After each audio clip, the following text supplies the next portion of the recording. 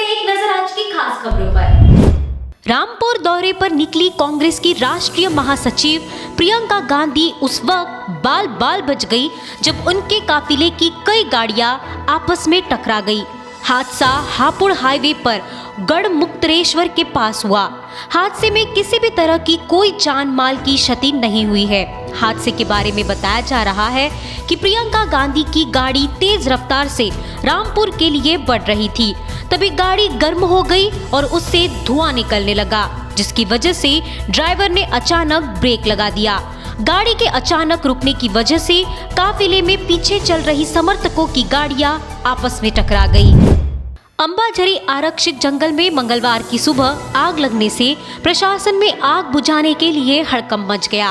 हालांकि वन विभाग के कर्मचारियों ने मिलकर घंटों की मशक्कत के बाद आग पर काबू पा लिया।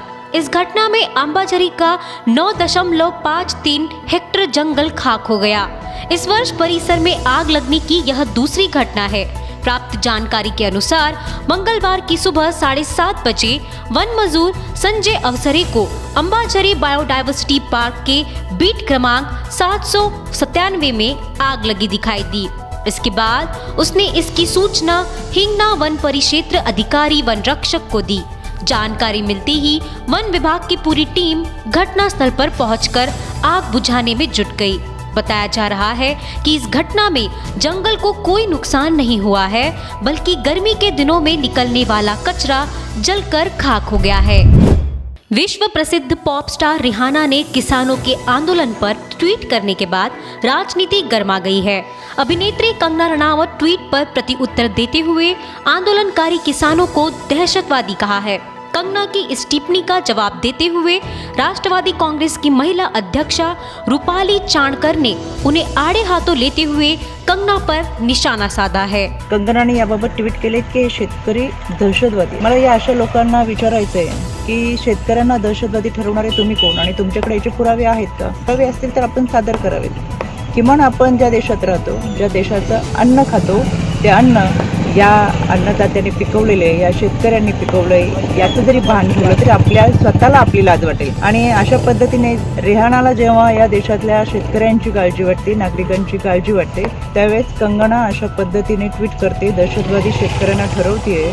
तर तिच्या या वृत्तीची म्हणजे संकुचित वृत्ती ही अतिशय किळसवाणी आहे। भाजप विरोधी बोललेलं प्रत्येक वाक्य यांना दहशतवादी का वाटतं हेच काही समजत नाही। त्याच्यामुळे अशा पद्धतीचं वक्तव्य करत असताना खरे दहशतवादी कोण आहेत याचा सुद्धा अभ्यास कंगनाने करावा।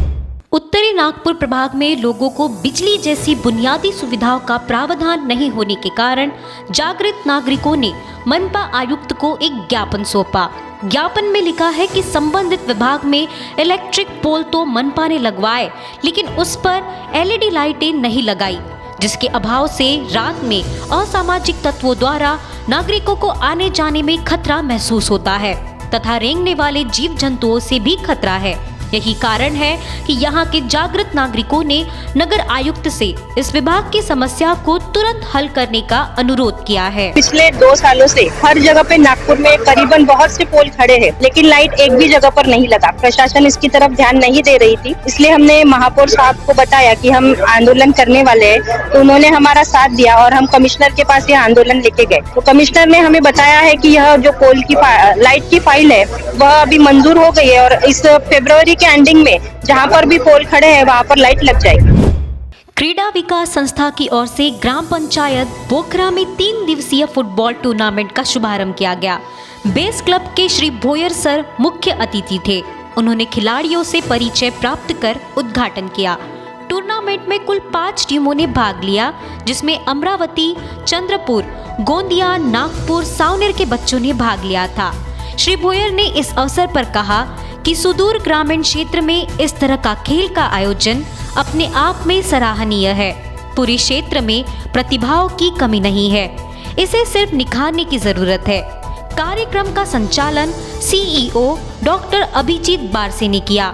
मौके पर साजिद जमाल, प्रोजेक्ट कोऑर्डिनेटर पंकज महाजन, महिमा बारसे, बहरे, कोच शीतल, शैया, श्याम, शीबा, शिवानी, दुभाषिया, वंशिका तिवारी और अन्य उपस्थित थे। पिछले 5 दिनों से हम लोगों ने डेफ बच्चों के लिए कोचेस ट्रेनिंग का ऐसा पहला ही फुटबॉल कोचेस ट्रेनिंग का ऐसा प्रोग्राम हमने यहाँ पे बुखारा वाले हमारे सेंटर पे लिया है।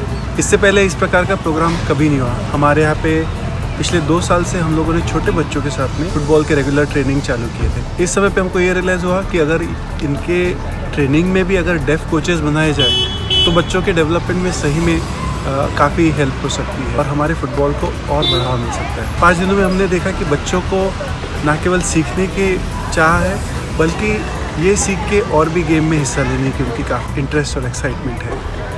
तमाम अपडेट्स में बने रहने के लिए देखते रहिए एजीपी न्यूज़। हमारे चैनल को सब्सक्राइब करें और बेल आइकन दबाना ना भूलें।